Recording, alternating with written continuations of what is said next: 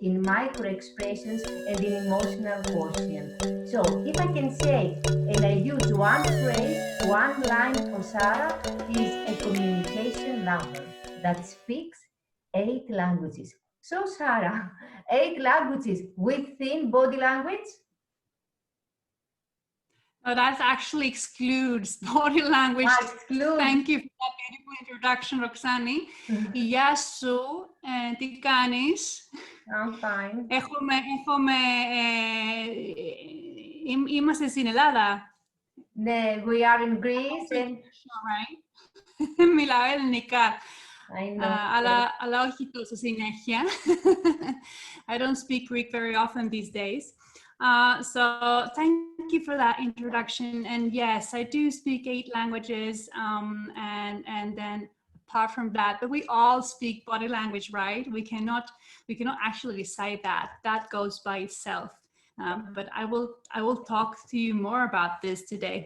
Of course. Thank you, Sara. So let's share to the audience, to our viewers, a little bit our story, how we met each other. So I met Sara, not physically.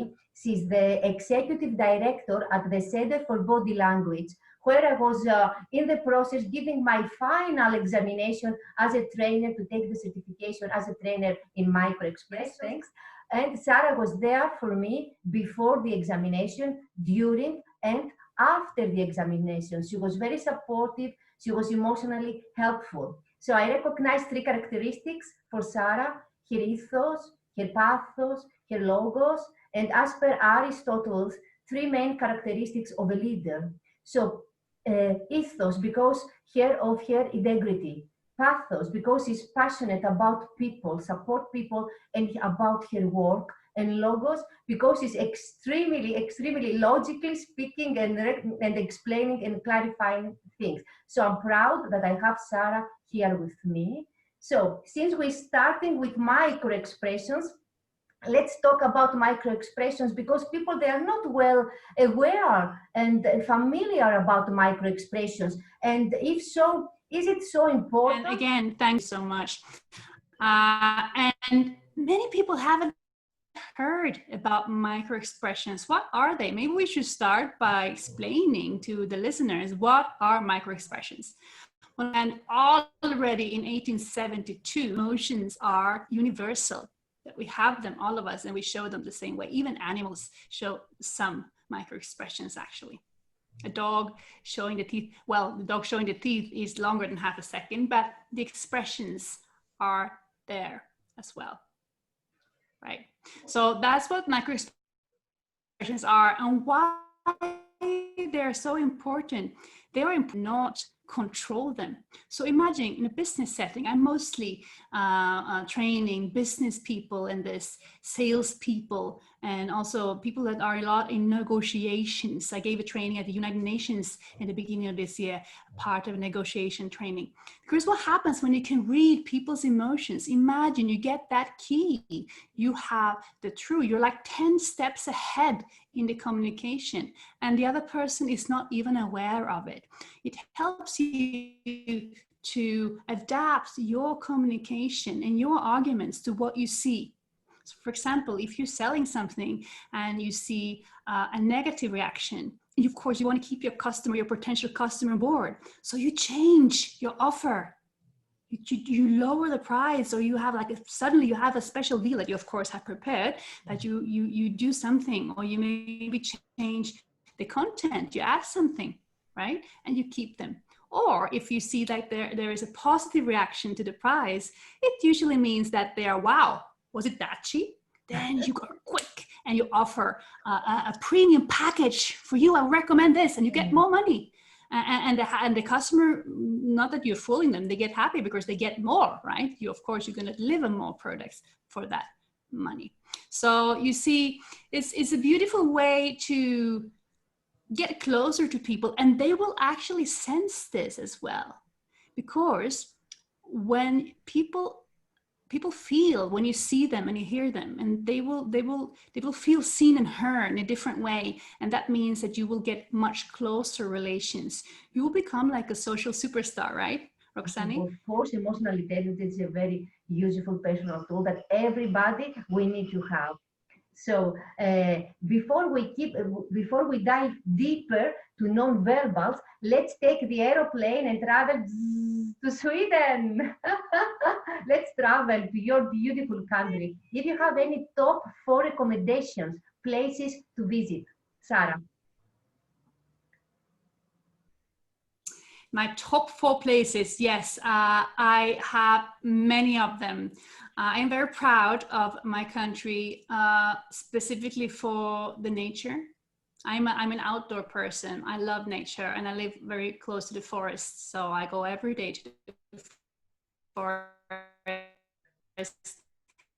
And what's special about Sweden, I mean, we are a big country. I mean, in Europe,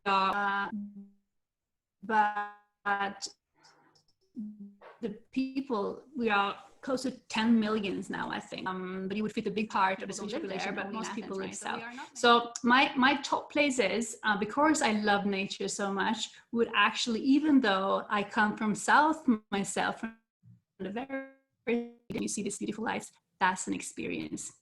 And I also want to mention that I do have a close friend of mine that runs a sled dog company, an adventure company in Utrö. And this is not to make commercial for her, it's because I love her business. They are like adventure people, and that just speaks to my heart. So that's why I would recommend it. I haven't done it myself, but Stockholm is of course a city you should visit if you come to Sweden, and please do so in the summertime. In Swedish summer, I would say July is top. I mean, June is summer, but it's more risk that it rains. And I mean, the summer is really getting started by end of June, I would say mid-June and July. But if it's a hot summer, it's gonna go all brown like in Greece. So mid-June until mid-July would be the optimal, but August is fine too. And you can enjoy the city because it's a summer city. And while in Stockholm, please also visit the Archipelago. You know, Stockholm is surrounded by, I wouldn't say millions, but I don't know how many, there are thousands at least of little islands, where, just like Greece, but in a different way. So it's beautiful to visit the Archipelago. So I'd say that those are my tips. So Nordic Lights, Midnight Sun, and sled dogs, and hiking up north. There are many things to do in one place. And then Stockholm and Archipelago. Oh, great. I love it. Sara, what was Sweden contributed to you? I mean, being brought up in Sweden. Yes, being brought up in Sweden has given me many advantages and things that I'm very grateful for today, especially as a woman, I think. I mean, comparing internationally, we still have lots of work to do when it comes to gender inequality. That is an constant ongoing process. Still in Sweden, women make less money than men, but we are in the process. And I think we are among the leading countries when it comes to equality. And that, of course, I'm also very, very grateful for. And also we have quite an individual culture. That could be something good and sometimes maybe something less good. But if I'm talking about what it has given me is that I have been brought up quite independently. I think that being brought up in this culture with my parents, it has given me the strength I left my country at the age of 19, and I would go around the world and work and study and travel for almost 10 years. This is the reason I speak so many languages. And I wouldn't necessarily say that would have happened if I grew up well, I don't want to say in a country, but in a country where women do not have that support, right? So I am today, I didn't think about it back then, but today I'm very grateful for it. So I would say, and of course, school, we have the free university, and you know, you study for free in Sweden, which is that everybody has how can you say, access to higher education, which of course is also a very, very great advantage. So those things would be what I'm very grateful for. We have something negative also, because Sweden, of course, like all countries, I don't want you to think that Sweden is the paradise. There are also downsides. The climate. I love warm weather. And I think that winters are long, especially in Stockholm, because I come from South. We have a little bit shorter winters in the South, a little bit. So the winter goes on, and you know, it's dark, and I'm not very fond of that. And actually, I have this theory that the climate affects many things. It affects that maybe we are quite driven and find a lot of entrepreneur and a lot of inventions have come from this part of the world, and it may have to do with the climate. There are theories about it, and also there could be connected with a Protestant, with a religion, and the Luther, and you know, Luther was very much, you know, into working hard, and you know, so. And now I'm getting out there. Sorry, I'm talking about other things. But I want to get to one thing. I told you, Roxani, I'm a talker. I want to get to one thing about Sweden. We have something very bad. It's called jante. You may not want me to talk about bad things, but I don't want you to think that there are only good things. Jante, I'm going to explain it shortly to you. It is in our blood. It is in our culture. And it's something very, very bad. I am happy I didn't get it much from my parents, but I live in the culture. Jante is essentially something that means that you should not think that you are better than anybody else. This means that other people will pull you down. If you start getting successful, other people will do anything they can subconsciously to pull you down, because you shouldn't think that you're better than somebody else. Who are you to think that you're better, right? And that is something that I personally want to, you know, go against that, because that's just crap. Everybody needs to shine their light and to bring the world up, right? To help each other. And if we bring each other down, we will never evolve as humanity, right? So now I'm going to stop talking about that. But that is an important thing I want to tell you about my country, that we do have this. It also exists in Australia, I've heard. In Australia, it's called tall poppy syndrome. So if anybody wants to Google that, you can do that. I will do. For sure, I will do so. I totally agree with you. I love all the picture that you gave to my mind, and all the characteristics of Sweden. I love it. It was amazing. Thank you very much. And I know, of course, and you said so, that you are traveling a lot. I know that you are traveling. So, and yeah, I know, it's my passion. I know that you have lived also in Greece. This is the secret now that we reveal. What is about Greece? What do you like about Greece? To be fair, I didn't really live in Greece, but I was there for many years, long periods of time, but I didn't actually have my address there, so to speak. But yes, I have lots of experience from Greece, and I speak Greek because I was, many years ago, I had a boyfriend in Greece for 6 years, and we lived both in Sweden, and maybe some summers we lived in Greece also. So yeah, I did live a little bit in Greece, but this is also the reason that I studied Greek at the university in Sweden. I think 2 or 3 semesters. So, and I used it a lot back then, but it's long ago now. It was in 2000 and, you see, 16 years ago. So what I love about Greece would be, of course, number one, the climate. The climate, I love the climate. I don't love Athens in August though, but I love the climate. Getting very hot there then. But I think the Athenians and the Greeks don't like it so much either, right? That's why it's deserted usually. I love the islands. I love going around on all the beautiful islands. I've been to so many islands, and I'm very grateful for that. I don't remember all of them right now because it was such a long time ago, but I've been to many of them. Now I just came to think about Mykonos, but that was not the tell me some islands. Where have I been? Maybe These are more close to the mainland. Close to Athens, it was Aegina. Yeah, Aegean, 5-6 hours from Athens. Yeah. Well, I've been around there a lot. I cannot think of I just come to think about Mykonos and Chios, but it doesn't matter really. I love the islands, and I love the food.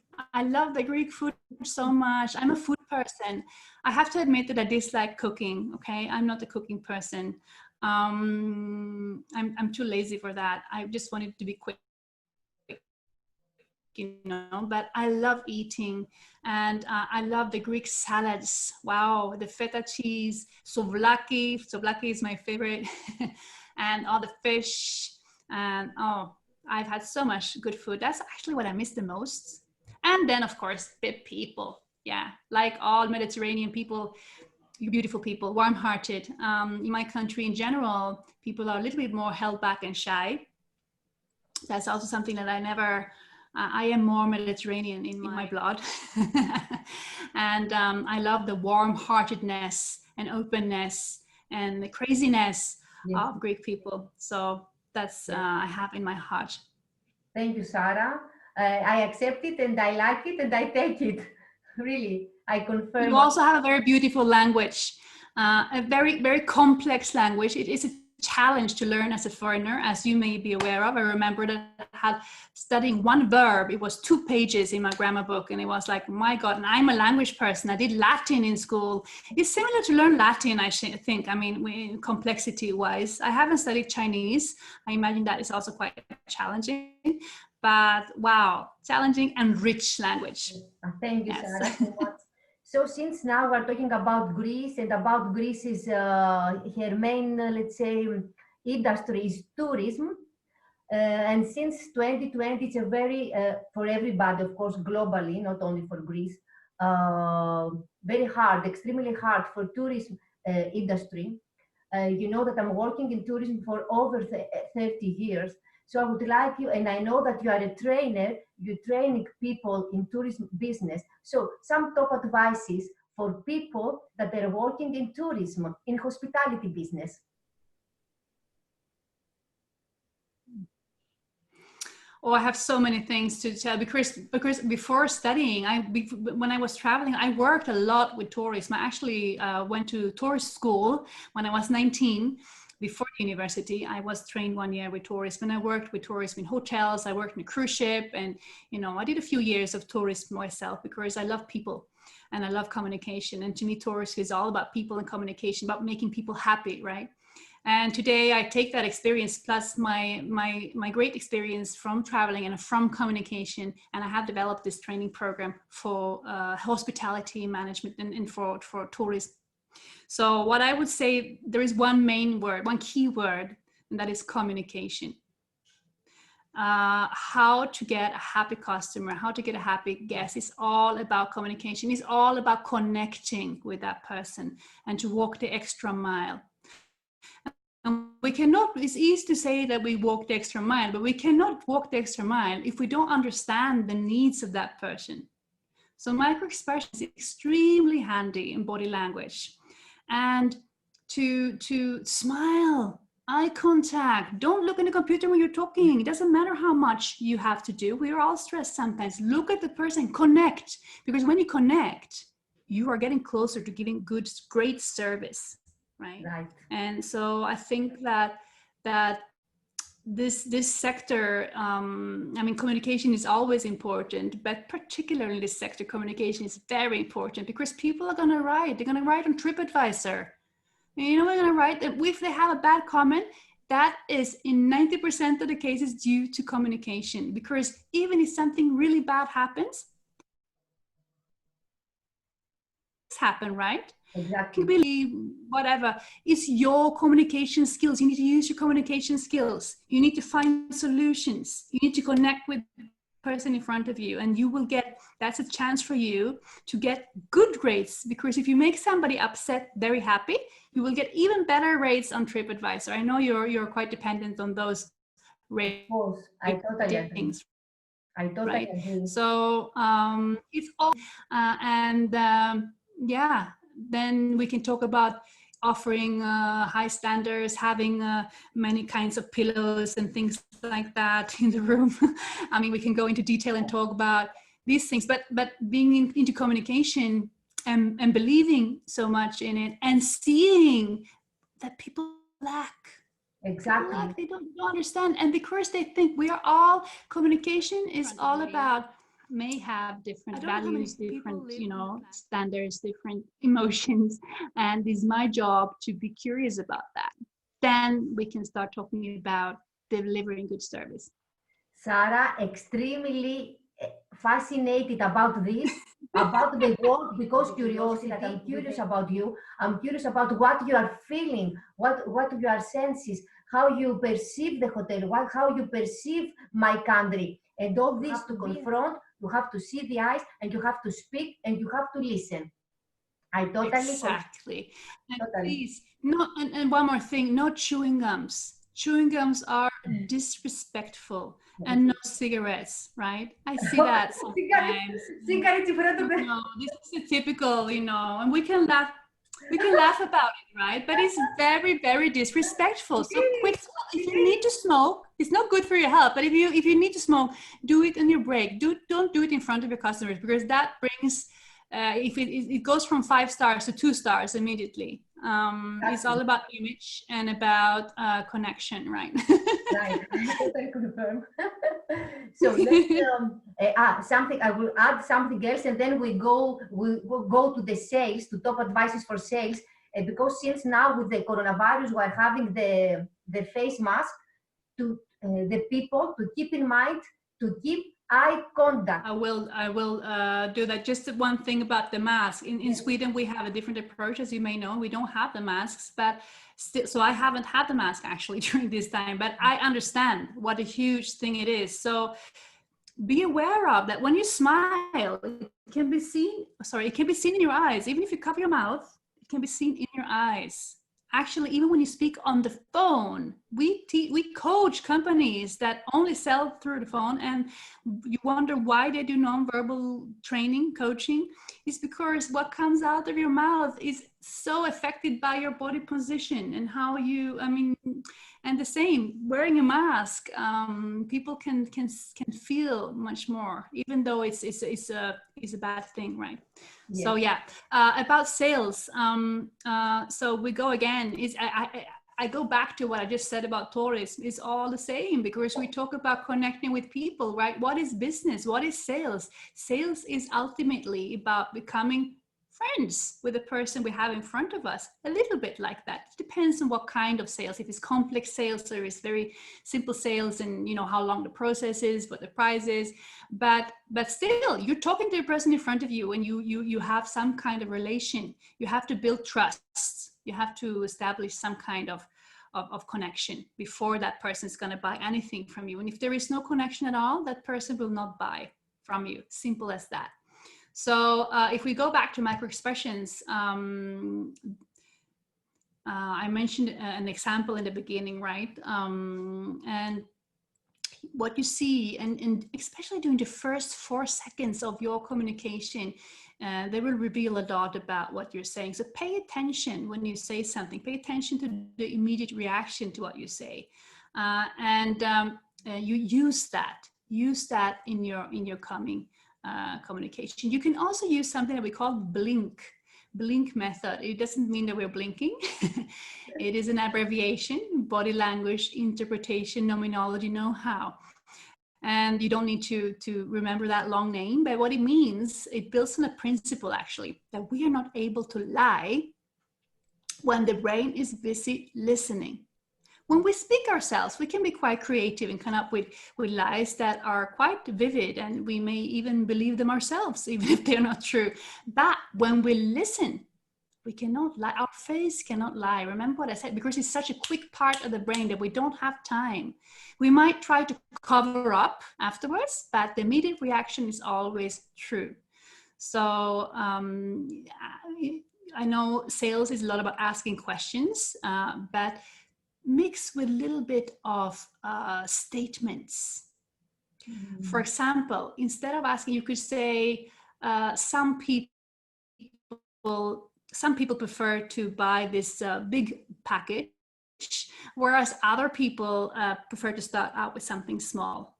Yeah, this was just an example, but you describe something, and when you describe, you try to use many descriptions that speak to the emotional brain. You describe how it feels and what it looks like, and then the emotional brain will react to it. Yeah. But you cannot do this the whole time, because it will be very weird if you just go statements and you don't ask questions. The person will think you're crazy. So only 5 to 10% of the of this conversation you could do a little bit in the beginning, in the middle, and in the end, and particularly with things that you don't think that they will reveal to you. So don't waste it on things that they are happy to tell you, but use it for those questions you think that they prefer to keep to themselves? There are always these topics, right, in a sales conversation. Oh, really nice. Very, Sarah, thank you so much. I love the part about the statement. I didn't thought about this. Expressions, and there are 20 showing one emotion, but the 7 expressions are happiness, contempt, disgust, and then we have anger, sadness, fear, and surprise. Those are the 7 ones. And just to give one example, contempt, for example, is shown by one lip corner going up quickly, half a second or shorter. If it's longer than that, it's not a microexpression. And that means that the person feels contempt. He or she believes that he or she knows a little better or is a little bit better than you, or trying to hide something. Never buy a person, never buy a secondhand car from somebody showing that expression, because it may mean that they know something about the car that you don't. What happens is that this is, you do it subconsciously, but then we realize sometimes that we did that and we try to cover it up, usually with a smile. So if we're not trained, we see the smile and we think that it's green light, but we missed what happened right before the smile, one lip corner going up. So yeah. Very smart, yes. That's why we talked about emotional intelligence and quotient. I agree. You mentioned before going to a meeting, before having important calls or interviews or whatever I do, I condition myself into positive energy. That may mean different things to different people. In my case, I love listening to up-tempo, happy music. Just if I don't have much time, I just jump up and down a little bit. I can lock myself in the bathroom right before the interview. And this is true, I do this. And, you know, I get all energetic and happy, and I feel the happiness on the inside. And you get better with this. It feels funny the first time you do it, but you get better with it. You can work with that. There are special techniques for that. Then you get into the state, you're happy, and you radiate this energy, and you're gonna bring it into your conversation, into your interview, into your sales meeting, whatever meeting you have, because up to 90% of our communication happens subconsciously. So we admit signals subconsciously, and the other person pick them up subconsciously.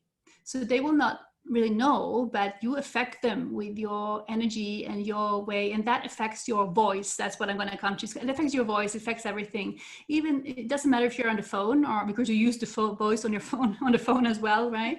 So that is one thing to affect your tonality, so that you have more life, more energy.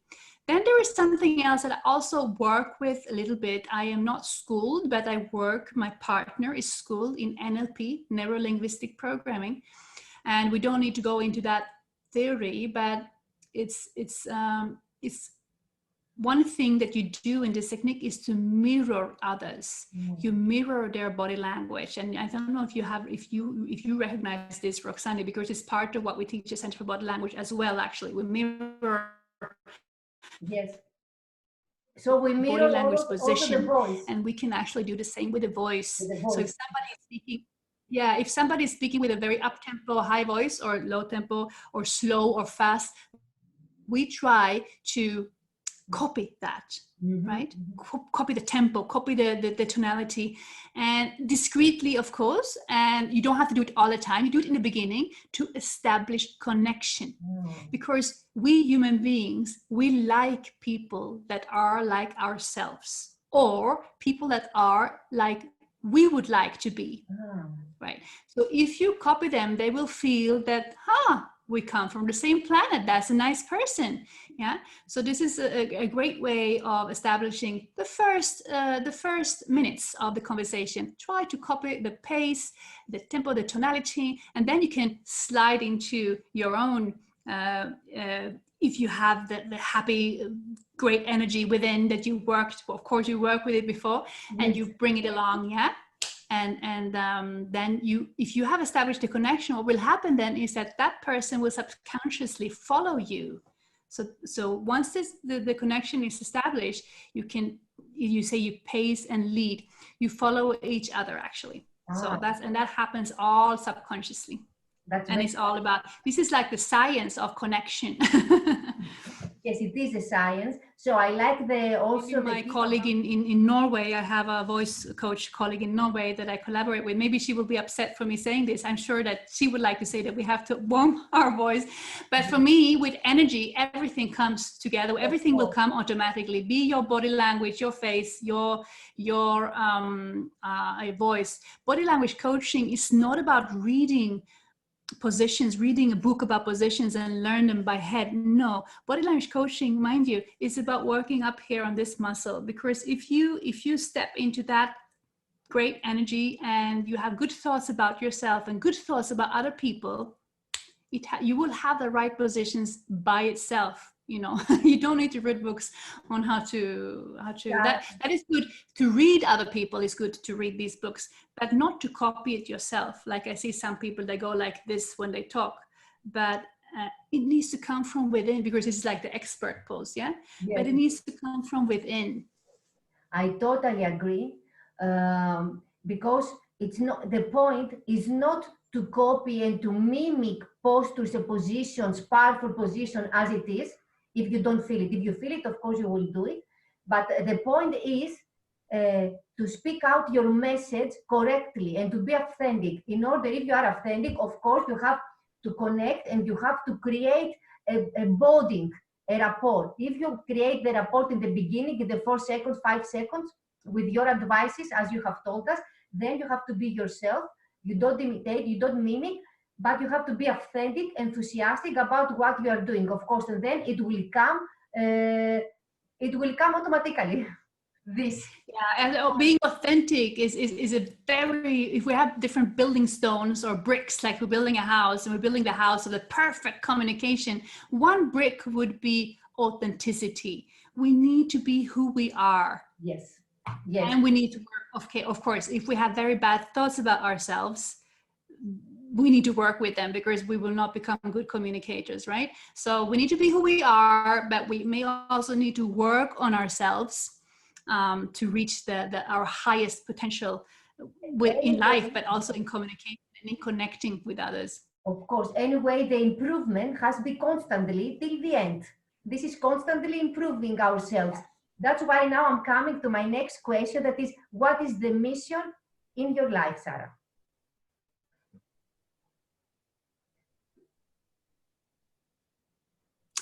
Oh, I have so many missions, but I would say two, and they are very high level. I talk about humanity. Yeah, I want to contribute. It cannot be solely me, of course, but I want to contribute to increasing emotional intelligence of the world, of humanity, and decreasing the distance between people. Yeah, we need to step up the way we communicate with each other, and we need to work actively on it. So that would be one mission, to get more peace and love to the world through communication. That would be one.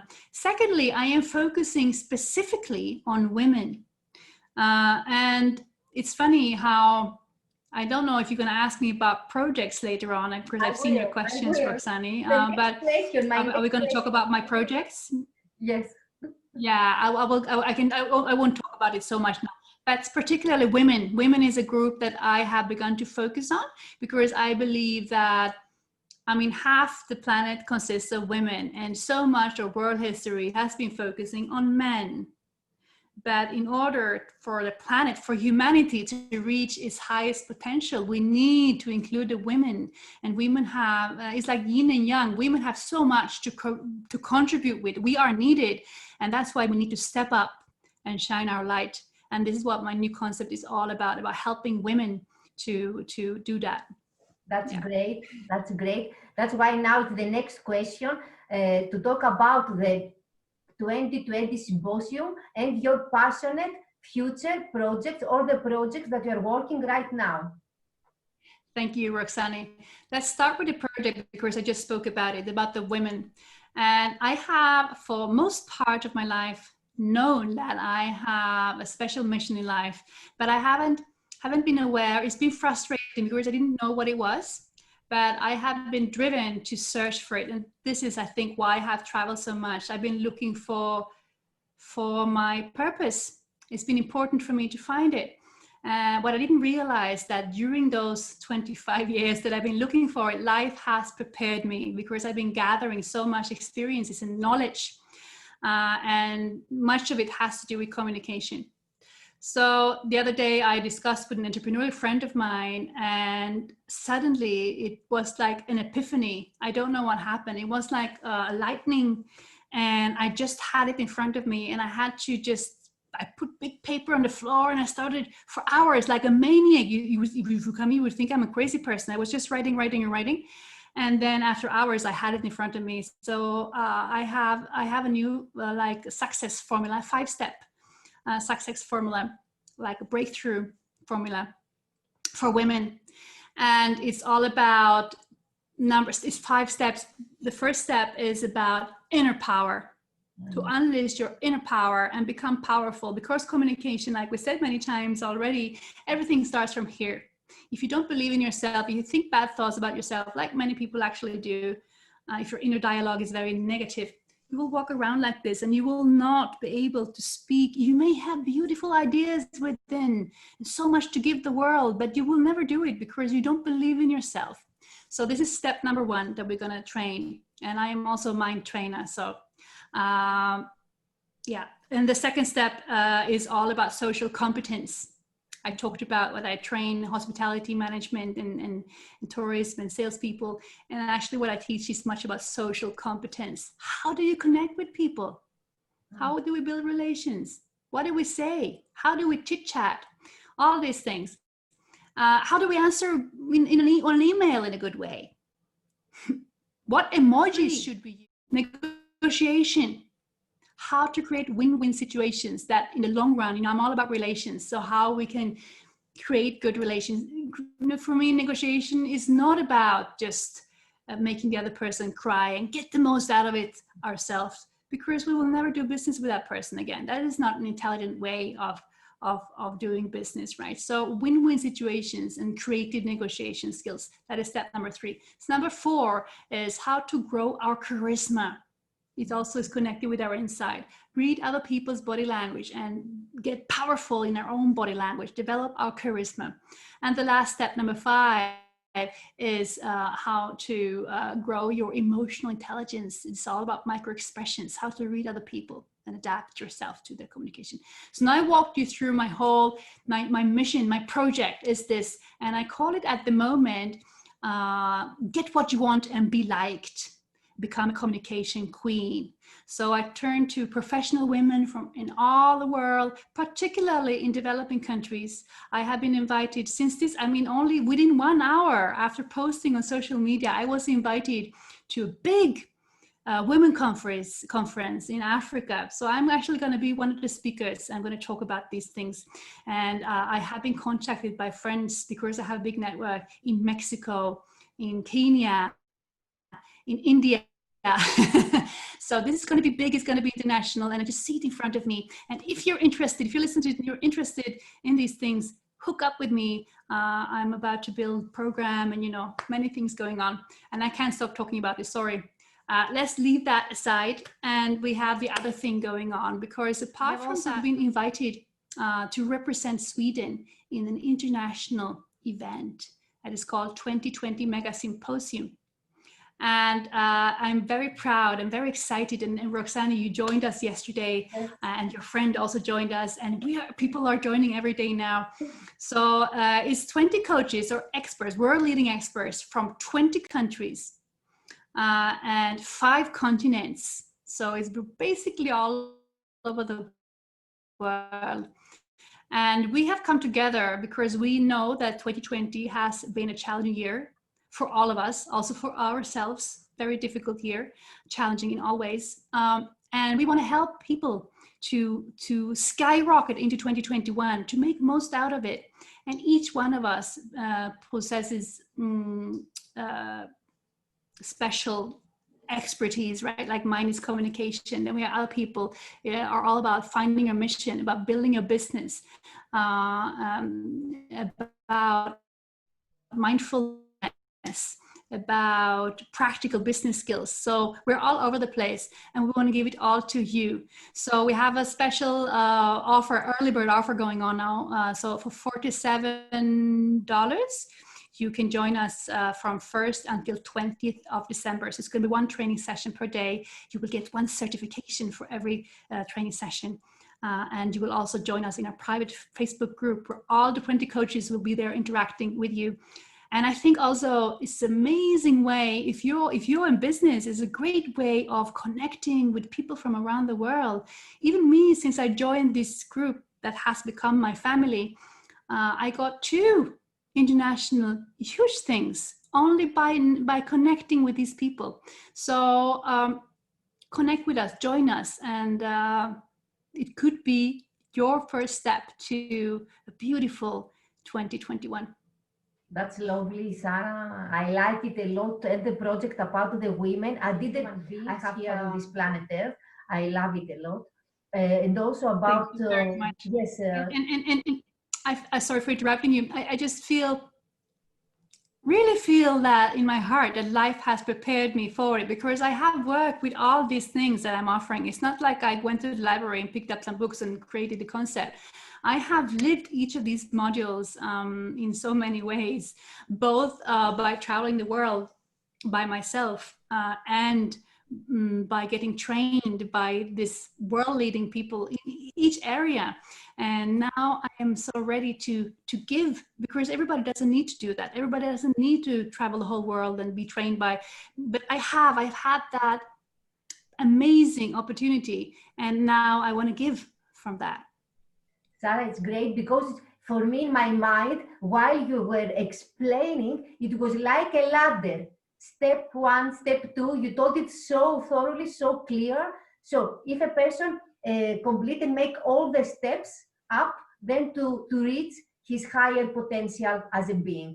I love it. Queen, she, because this program is directed to women in the beginning, at least, she will be a queen. Now, women listening to this, we will rule the world together with the men, because we are emotionally intelligent. We're going to let the men in, right? That's okay.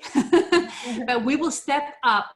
We will step up. And I think it's time for the planet, for humanity. Yes, of course, I agree. Thank you. So what is your motto at this period of life? My motto has, I think, always been this, but I haven't been aware of it. My life motto is follow your heart. Perfect.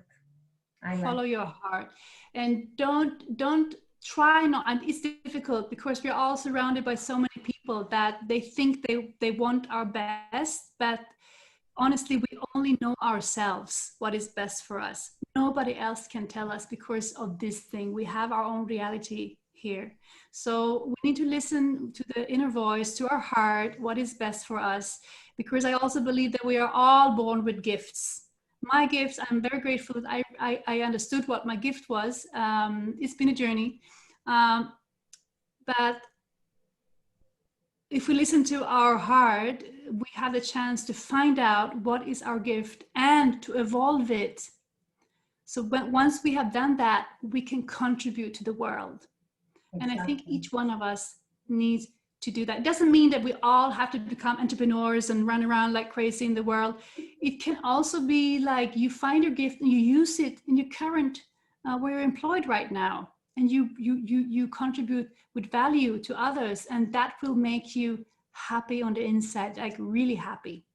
I've been chasing happiness for many years. I've had a great life, but there was a restlessness within, and that was because I didn't get to contribute with what I feel I was meant to contribute with, but I will now. And I want to encourage everybody else to do that, to find your thing in life, and only you know what that is.